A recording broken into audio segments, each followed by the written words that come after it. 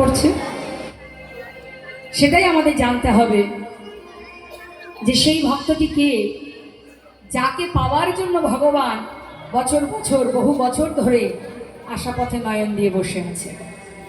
তাহলে জানতে ইচ্ছা হচ্ছে না মা, যে আমরা যার চরণ পাওয়ার জন্য বসে থাকি সেই ভগবান কার জন্য আশা করে বসে আছে? শুনবো আমরা সেই ভক্তের কথা, আস্বাদন করব ক্ষীরচোরা গোপীনাথ। জয় জয় শ্রী গুরুদাই গৌরীশনাথ প্রেমানন্দে হরি হরি বল। আচ্ছা, মনিটরে রিভাইভ রাখতে হবে, মনিটরে রিভাইভ রাখুন। আমি মনিটরটা ঠিক ফিডব্যাক পাচ্ছি না, হ্যাঁ বাইরে আউটপুট ঠিক আছে, মনিটরটা ঠিক। জয় রাধে রাধে, হরে কৃষ্ণ। নারায়ণ সাউন্ড একটু বাড়ান। জয় রাধে রাধে, জয় বলদেব, জয় নিতাই, জয় গৌর, হরে কৃষ্ণ। জয় রাধে নিতাই গৌর, হরি বল। জয় রাধেশ্যাম, হরে কৃষ্ণ।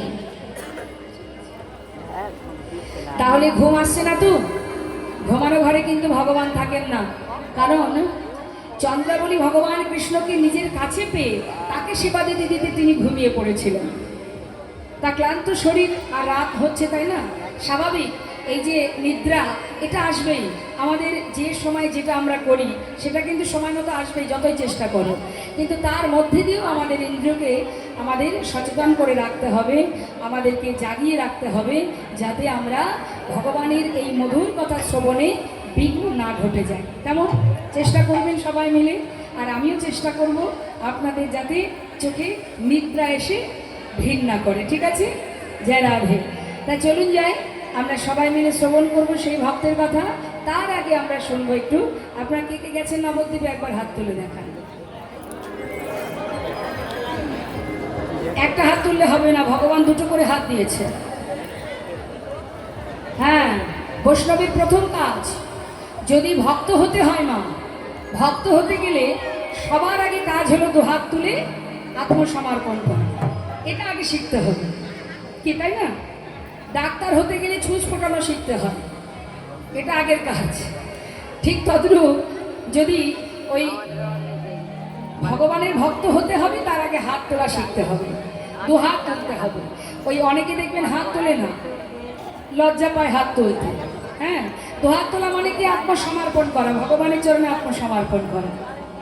হাত তুলতে হবে, হাতে তালি দিতে হবে, মায়েদের বদনে উলুধ্বনি আর বাবাদের বদনে জয়ধ্বনি। কেমন? একবার হয়ে যাক সবাই মিলে একসঙ্গে, নিতাই গৌর, হরি বল, হরি বল। বাহ, খুব সুন্দর।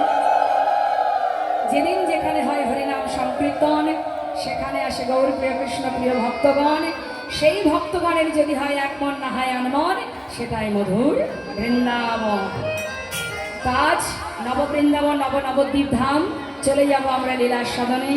অপূর্ব সুন্দর লীলা, সবার চরণে আমি আরও একবার করে মিনতি জানাই, মন দিয়ে লীলাটা শুনবেন, তারপরে শেষে গিয়ে বলবেন ভালো লাগলো কিনা। কি অপূর্ব লীলা! কেমন?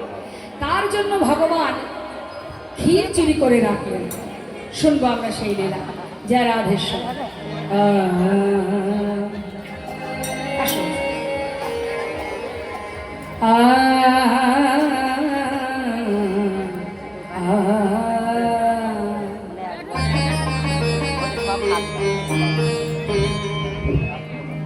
জয় জয় গো ও হরি বল, ও হে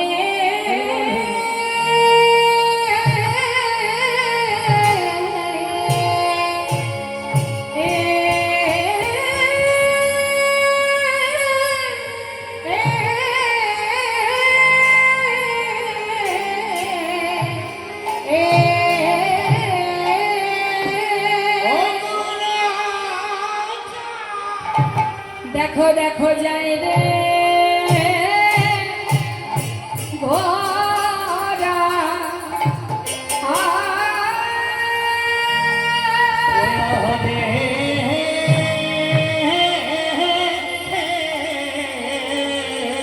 যাই রে গোরা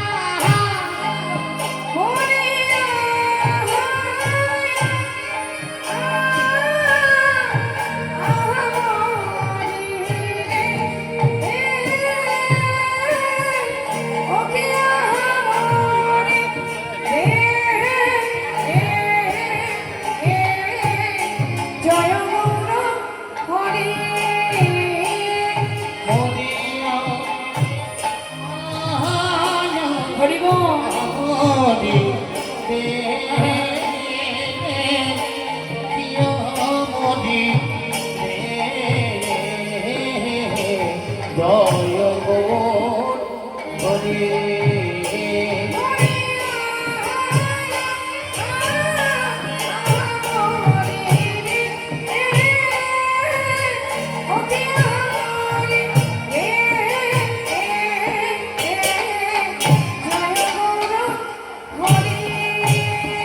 হরিয়া আহা মরি রে, হরিয়া মরি রে, জয় গৌর হরি।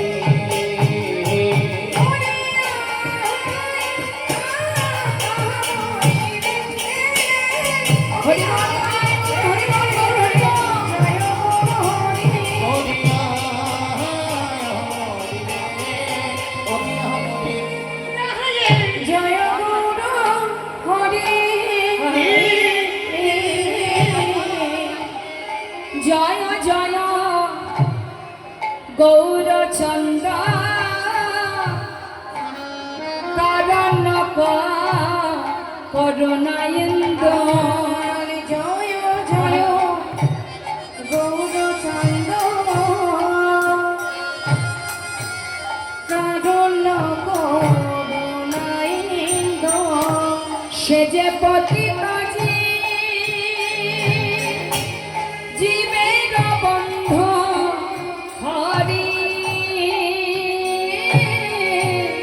পতিত জীবের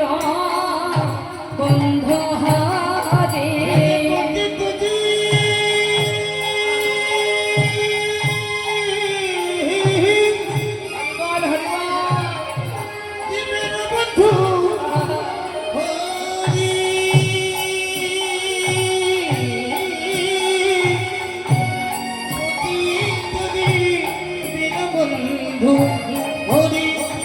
আমার নদিয়ার চা ও গৌর হরি, নদিয়ার চা গৌর হরি। ও সে পতিত জীবে বন্ধু হরি, নদিয়ার চা গৌর হরি। নদিয়ার চা গৌর হরি।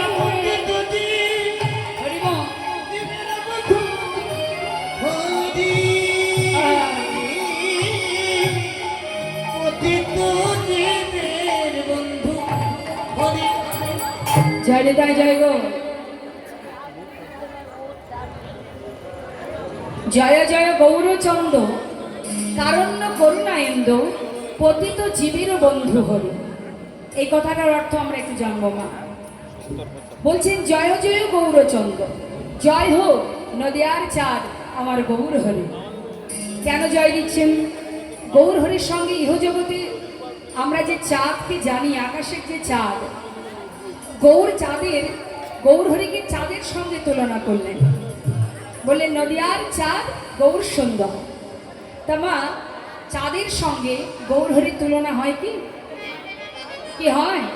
এহ জগতে চাঁদ আর গৌর চাঁদ কি এক হতে পারে? কখনো হতে পারে না। এই জগতের চাঁদের যে কটা গুণ আছে তার থেকে বেশি গুণ আমার নদিয়ার চাঁদ। আমাদের কলির জীবের ভাগ্যাকাশে, এই কলিযুগে নদিয়ার আকাশে যে চাঁদের উদয় হয়েছে, এটা শুধুমাত্র নদিয়ার জীবের জন্য নয়, জগৎ জীবের জন্য, কলি জীবের জন্য। তাহলে আমরা ছোট্ট করে দুটো একটা বিষয় জানবো মা। এই জগতের আকাশে যে চাঁদ ওঠে তার জন্য কি কি হয় বললেন? এই জগতের আকাশে চাঁদ উঠলে সেই চাঁদের কিরণে শালুক ফুল ফোটে, ফোটে না মা? দেখবেন শালুক ফুল রাত্রেবেলা ফোটে, অনেকে বলে তাকে শাপলা ফুল। হ্যাঁ, কি বলে এদিকে, তাই বলে তো? হ্যাঁ, তাহলে যেটা রাত্রের চাঁদের কিরণে ফোটে। কিন্তু এই ফুল ভগবানের সেবায় লাগে মা। কিন্তু নদিয়ার চাঁদে গৌর হরির উদয় হয়, এই কলিজীবের ভাগ্যাকাশে উদয় হলো। আর সেই চাঁদের কিরণে যে শালুক ফুল ফুটল। তাহলে নদিয়ার চাঁদ গৌর হরির উদয়েতে যে শালুক ফুল শাপলা ফুল ফুটেছে সেটা কে, কারা? না, পাষণ্ড যারা, যেমন জগাই মাধায়, চাঁদ কাজী, তাই তো, চাপাল গোপাল, এই ধরনের শাপলা ফুল শালুক ফুল ফুটিয়ে শুধু ফোটায়নি, সেটাকে ভগবানের চরণে অর্পণ করে দিয়েছে। যে জগাই মাধায় সারাদিন সোরা পান করে পথে ঘাটে পড়ে থাকতো, সেই জগাই মাধায় সর্বদাই দুবাহু তুলে হরিবোল হরিবোল হরিবোল বলছে। তাহলে নদিয়ার চাঁদ গৌর চাঁদের উদয় হওয়াতে কলিযুগে যত পাষণ্ড শালুক ফুল আছে সেগুলো তো ফুটেছে, আবার সেটা ভগবানের সেবায় লেগে গেছে। এটা গেল এক কারণ। এই জগতের চাঁদ উঠলে নদীতে জোয়ার লাগে, কিন্তু এই চাঁদ আর আমার গৌর চাঁদ, আকাশে যে চাঁদ ওঠে তার জন্য নদীতে জোয়ার আসে, কিন্তু জীবের হৃদয়ে কৃষ্ণ প্রেমের জোয়ার কি এনে দিতে পারবে? এই জোয়ার কে এনেছে? না, নদিয়ার চাঁদ আমার গৌর সুন্দর। তাই তো জগতে জীব হাটে মাঠে ঘাটে বাজারে অলিতে গলিতে পাড়ায় পাড়ায় গ্রামে টাউনে সব জায়গায় সমস্ত জীব হরিবোল হরিবোল, হরে কৃষ্ণ কৃষ্ণ কৃষ্ণ হরে হরে, হরে রাম রাম রাম হরে, প্রত্যেকটি জীবের মুখে। তাহলে হরিনামের যে জোয়ার কে এনেছে? মা, নদিয়ার চাঁদ গৌর সুন্দর, তাই তো। তাহলে যে হরিনাম আজ আমরা সবাই গাই, এই জোয়ারটা কে এনে দিল? আমার গৌর সুন্দর। এই জগতের চাঁদ উঠলে কি হয়? বৈষ্ণব মহাজন বললেন অন্ধকার দূর হয়, পৃথিবীর অন্ধকার। কিন্তু সব জায়গার অন্ধকার কি দূর হয়? মনে করুন গভীর বনের মধ্যে চাঁদের কিরণ যায় মা। মনে করুন ঘরের কোনায় ভিতরে, ঘরের ভিতরে কোনায় কোনায় চাঁদের কিরণ যায়। এই জগতের চাঁদ মানুষের মনের মধ্যে চাঁদের কিরণ যেতে পারে? যায় না। কিন্তু শাস্ত্রে বললেন আমার গৌর চাঁদের উদয় হলে কি হয়? ও তার ভিতর বাহির আলো করে।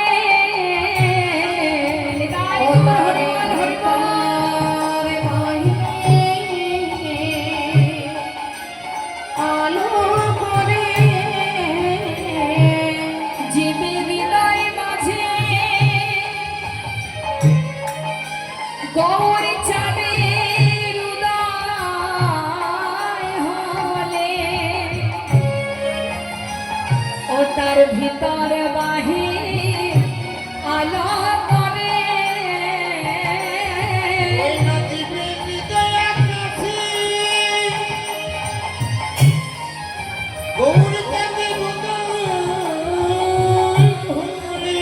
তাই গৌর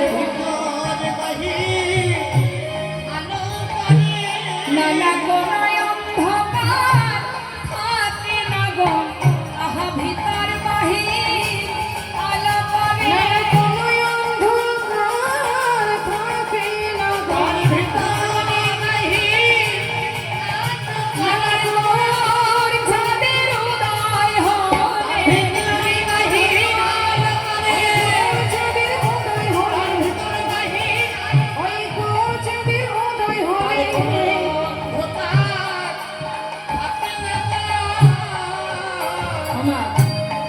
আমাদের প্রত্যেকটা জীবের হৃদয় আকাশে যদি গৌর চাঁদের উদয় হয়, মানে যদি গৌর কৃষ্ণ ভক্তি হৃদয়ে জন্মায়, যদি গৌর ভক্তি হৃদয়ে জন্মায়, তবেই তো গৌর চাঁদের উদয় হবে। আর হৃদয় মাঝে যদি অন্ধকারকে দূর করতে হয়, অন্ধকার মানে কি? জাগতিক জগতে যে অন্ধকার দেখা যাচ্ছে এটা না, আমাদের প্রত্যেকের হৃদয়ে যে কালিমা আছে, যে হিংসা আছে, লোভ লালসা কামনা বাসনা, জাগতিক কামনা বাসনা, এই সকল অন্ধকার দূর হয়ে যায় যদি গৌর চাঁদের উদয় হয় সেই আকাশে, সব অন্ধকার দূরীভূত করে। তা মাগো কি হয়েছে? আপনি যান, কাউকে ডাকতে হবে না, আপনি যান।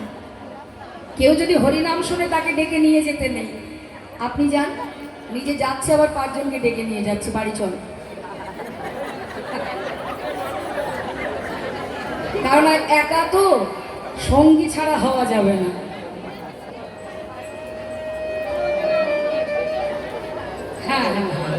যাই হোক আর তাই হোক, সঙ্গ ছাড়া হয়েও না। ঠাকুমা বসে যান, বসে যান। আরে বাবা, ঘরে তো একদিন যাবেনই, আজ না হোক কাল ঠিক যাবেন, কিন্তু এখন আর যাওয়ার আশা করেন না। তার কারণ আমাদের ঘুমানোর সময় প্রচুর পাওয়া যাবে, জেগে থাকার সময় বড় কম। মা কে জানে কতটুকু সময় তাকিয়ে থাকতে পারবো, তাই না? ঘুমানোর জন্য ছটফট করি বাবা, দেখবেন বাড়ির মায়েরা খুব ঝগড়া করে। সারাদিন তোমার সংসারে খেটেই পড়ে গেলাম, দুদণ্ড একটু চোখের পাতা বন্ধ করতে পারলাম না, বলে না? হ্যাঁ? তা এই যে দুঃখ আমাদের মনে, এমন একটা দিন আসবে না সারা জীবন শুধু ঘুমিয়েই থাকবো, ইচ্ছা করলেও আর চোখ খুলতে পারবো না। তা ঘুমানোর জন্য সময় পাবেন, জেগে থাকার সময় কে জানে কতটুকু আছে। আর ঘুমানোর জন্য ছটফট করতে হবে না, না হয় দুদিন ঘুমালাম না, তাতে সমস্যা কোথায়? হ্যাঁ, শান্ত হয়ে বসুন, বসুন। এবার কি হচ্ছে মা? শাস্ত্রে বলেন এ জগতের চাঁদ আকাশে কখনো দেখা যায়, কখনো দেখা যায় না। কখনো পূর্ণচন্দ্র দেখা যায়, কখনো অর্ধেক দেখা যায়, আবার কখনো মোটেই দেখা যায় না। কি যায় তো? অমাবস্যা রাত্রে আকাশের চাঁদ দেখা যায়। তাহলে এই জগতের চাঁদ কখনো দেখা যায়, কখনো অর্ধচন্দ্র, কখনো মোটেই দেখা যায় না। কিন্তু শাস্ত্রে বললেন যদি কারোর হৃদয় মাঝে গৌর চাঁদের উদয় হয়, তার কি হবে? বৈষ্ণব মহাজন পদাবলিতে লিখছেন, ও তো উদিত দিন হি রাতিয়া, উদিত দিন হি রাতিয়া, ওই সেই উদিত দিন হি রাতিয়া, ওই উদিত দিন হি রাতিয়া, দিন রজনী সমান উদয়, দিন রজনী সমান উদয়, দিন রজনী সমান উদয়, দিন রজনী সমান উদয়, ষোলো কলাই পরিপূর্ণ হয়ে দিন রজনী সমান উদয়, ষোলো কলাই পরিপূর্ণ হয়ে দিন রজনী সমান উদয়, ষোলো কলাই পরিপূর্ণ হয়ে প্রতিটি জীবের বন্ধু হরি, ষোলো কলাই গৌর হরি বল, হরি বল, প্রতিটি জীবের বন্ধু হরি, ষোলো কলাই পরিপূর্ণ হয়ে প্রতিটি জীবের বন্ধু হরি, ষোলোই পরিপূর্ণ হয়ে প্রতিটি জীবের বন্ধু হরি, দিন রজনী সমান উদয়, উদিত দিন হি রাতিয়া, উদিত দিন হি রাতিয়া, দিন রজনী সমান উদয়। আর হৃদয় ভাগ্য আকাশে যদি গৌর চাঁদের উদয় হয়, ভগবানকে আলাদা জায়গায় খুঁজতে হয় না মা। চেত দর্পণ মার্জনা, চিত্তকে পরিষ্কার করো। একটা গল্প মনে পড়ে গেল মা, আমার দিকে তাকান। এক শিষ্য গুরুদেবের বাড়িতে আশ্রমে প্রতিদিন যায়। গুরুদেব যে ভাগবত পাঠ করে, আর সেই ভাগবত কথা শোনার জন্য অনেক শিষ্যরাই থাকে। তার মধ্যে এক শিষ্য একদিন গুরুদেবকে বলছে, গুরুদেব প্রতিদিন এই ভাগবত কথা আমি শ্রবণ করি ঠিকই, কিন্তু আমার মর্মে স্পর্শ করে না, মানে হৃদয়ঙ্গম হয় না, অন্তরে গিয়ে পৌঁছায় না। তা গুরুদেব বলছি কেন? ভাগবত কথা শ্রবণ করে তোমার অন্তরে পৌঁছায় না কেন? তুমি তোমার মর্মে স্পর্শ করে না কেন? বলছি গুরুদেব আমার মন মেজাজটা ভালো নেই। আচ্ছা, সেই জন্যে হরি কথা কৃষ্ণ কথা তোমার মর্মে হৃদয়ে পৌঁছায় না। তা কি সমস্যা তোমার? বলছে আর্থিক সমস্যা, মানে আর্থিক অনাটনের জন্য মন খারাপ, আর মন খারাপের জন্য ভাগবত কথা গৌর কথা কৃষ্ণ কথা শুনলে তার মনের মধ্যে গিয়ে প্রবেশ করে না, মানে তার ভালো লাগে না। তা গুরুদেব বলছে এটা কোনো ব্যাপার? আর্থিক সমস্যা, আচ্ছা ঠিক আছে আমি মিটিয়ে দেব। কি করেছে মা? একটা সুন্দর দামি একেবারে আসল একটা রত্ন দিয়েছে, দিয়ে বলছে শোনো ভক্ত, এই রত্নটা তোমার বাড়িতে যেখানে নিয়ে যাবে, যেখানে রাখবে, সেইটাই সোনা হয়ে যাবে। তাহলে কি হবে? তোমার আর্থিক অনটন দূর হয়ে যাবে। বেশ, গুরুদেবের কথা মতো সেই দামি রত্নটা নিয়ে গেছে মা। নিয়ে গিয়ে কি করেছে? তার ছিল ব্যবসা। কি না, তেল, যে সরিষার তেল আপনারা ব্যবহার করেন না, তেল ভাঙানো যে মেশিন, সেই মেশিনের তার ব্যবসা, তেল ভাঙায় আর কি। এখন বড় বড় পাত্রে, লোহার পাত্রে যে সরিষাটাকে ভাঙানো হয়, মনে মনে চিন্তা করছে সেই শিষ্য যে বহু বছর হয়ে গেছে আমার এই ব্যবসাটা বন্ধ হয়ে গেছে, তাহলে গুরুদেবের দেওয়া দামি রত্নটা যদি আমি ওই লোহার ওই পাত্রের মধ্যে দিই তাহলে লোহাটা সোনা হয়ে যাবে। হ্যাঁ, মনে বড় আনন্দ। এবার সেই দামি রত্নটা কি করেছে মা, সেই পাত্রের মধ্যে দিয়েছে, সেই ধানের যে সুন্দর পাত্রটা তার মধ্যে দিয়েছে। এখন দেওয়া মাত্রই সেটা কিন্তু সোনা হয়নি, হরিবল। যেই না সোনা না হয়েছে তার মন আরো খারাপ, মানে গুরুদেবের প্রতি বিশ্বাসটা নষ্ট হয়ে গেছে। এখন গুরুদেব দেখছে, দেখতে দেখতে 2-3 সপ্তাহ হয়ে গেল, শিষ্য তো আর ভাগবত কথা শুনতে আসে না। তিনি আবার খোঁজে খোঁজে সেই বাড়িতে গেছে, গিয়ে দেখছে সেই শিষ্য বসে আছে।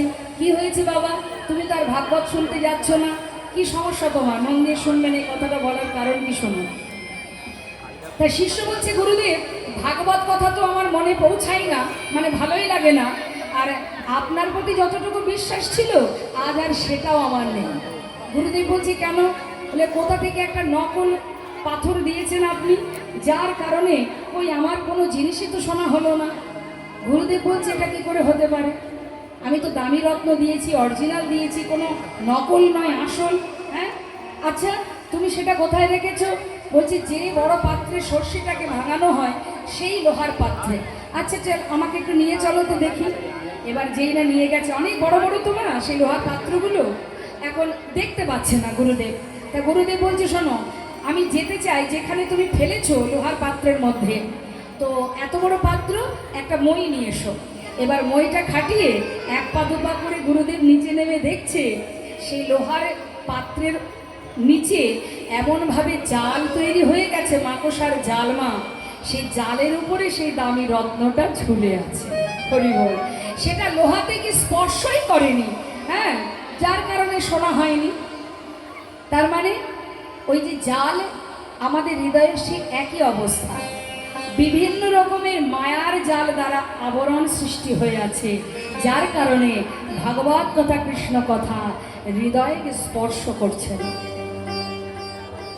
এই যে জাগতিক জগতের চিন্তা ভাবনা, লোভ লালসা, কামনা বাসনা, মোহ মায়া, এগুলোই হচ্ছে আমাদের ইহজগতের জাল। আর এই জালের কারণে আমাদের চিত্তটা পরিষ্কার নয়। আর চিত্ত যদি পরিষ্কার না হয় তাহলে সেখানে যে পরমাত্মা রূপে ভগবান আছে সেটা কোনোদিনই আপনি দেখতে পাবেন না। তার জন্য গুরু চরণ সার করতে হবে, হরি কথা ভাগবত কথা শ্রবণ করতে হবে। একবার চিন্তা করুন মা, আমরা যখন এসেছি এই মর্তে, এই গোলক ধামে, এই পৃথিবীতে, এই ভূলোকে যখন আমরা এসেছি মনুষ্যকুলে জন্ম পেয়ে, তার আগে আমরা অনেক এসেছি, তাই তো? কি ঠিক তো না? এটাই প্রথম না, 84 লক্ষ জমি ভ্রমণ করেছি। এই পৃথিবীতে একবার নয়, এর আগেও আমরা ছিলাম, বহু বছর আগে 84 লক্ষ জমি ভ্রমণ। তাহলে 84 লক্ষ বার এসেছি, আবার মারা গেছি। যে কোনো কুলে, কীট কুলে, পক্ষী কুলে, পশু কুলে।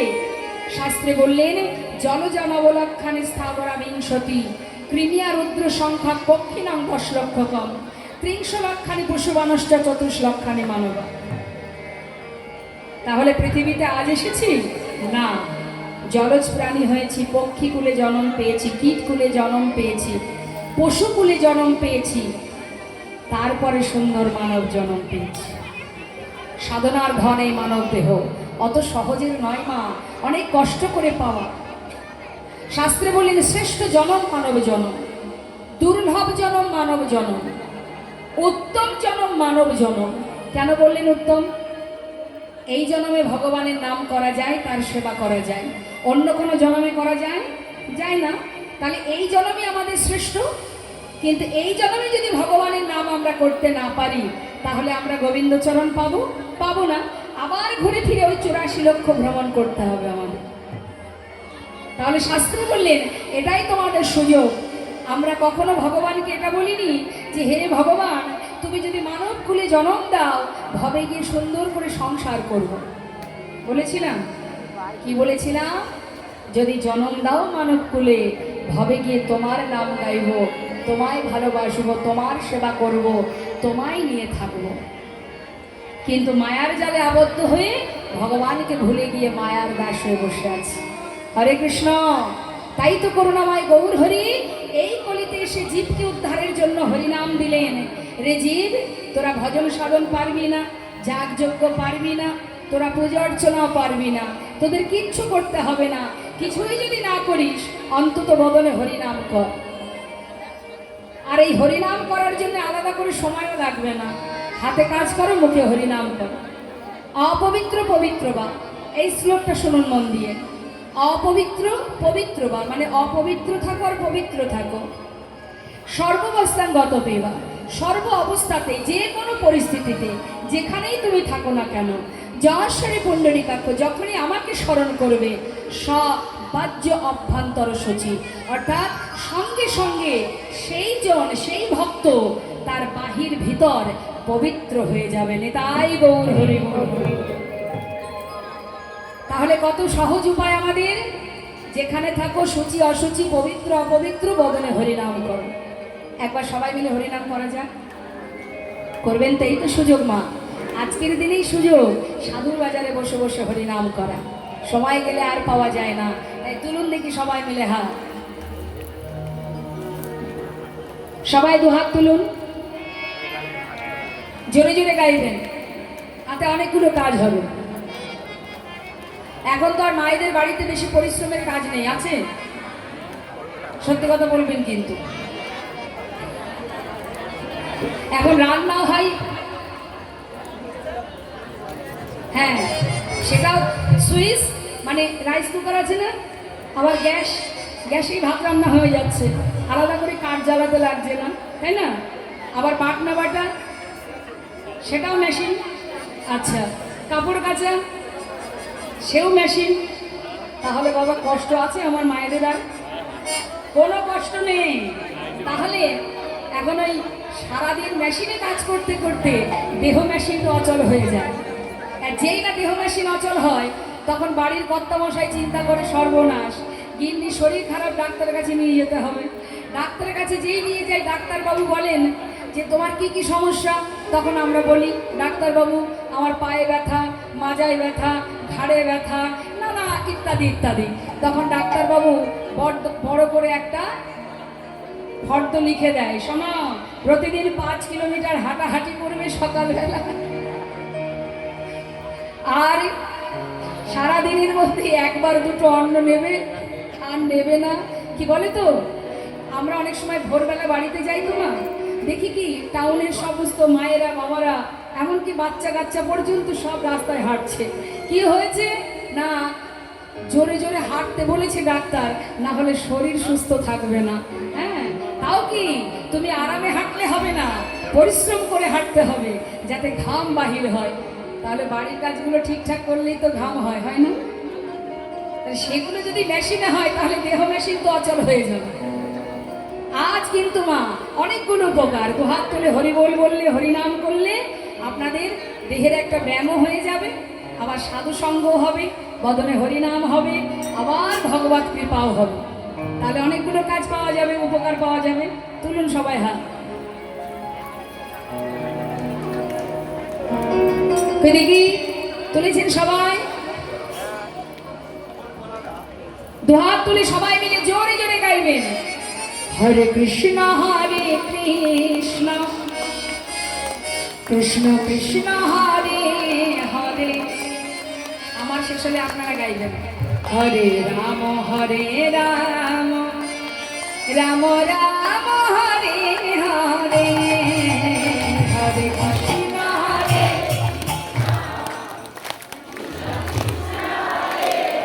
বাবা খুব সুন্দর।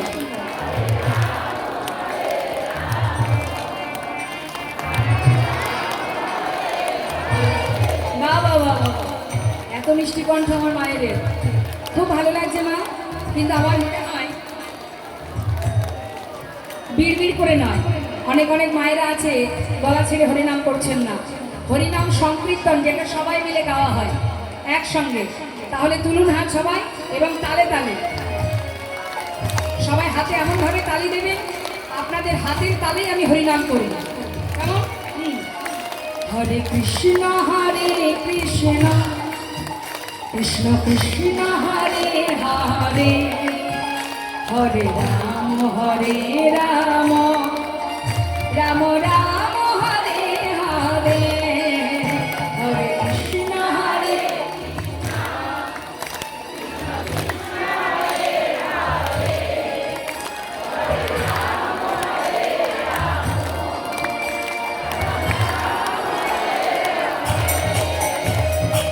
হরে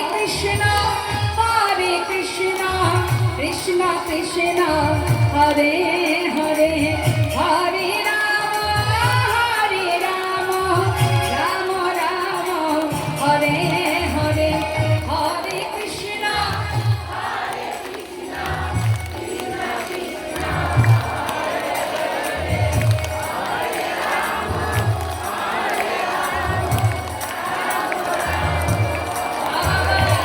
হরে কৃষ্ণ হরে কৃষ্ণ কৃষ্ণ কৃষ্ণ হরে হরে হরে রাম রাম রাম হরে বলো হরে কৃষ্ণ কৃষ্ণ কৃষ্ণ হরে হরে হরে রাম রাম রাম হরে হরে হরে কৃষ্ণ কৃষ্ণ কৃষ্ণ হরে হরে হরে রাম রাম রাম হরে হরে কৃষ্ণ কৃষ্ণ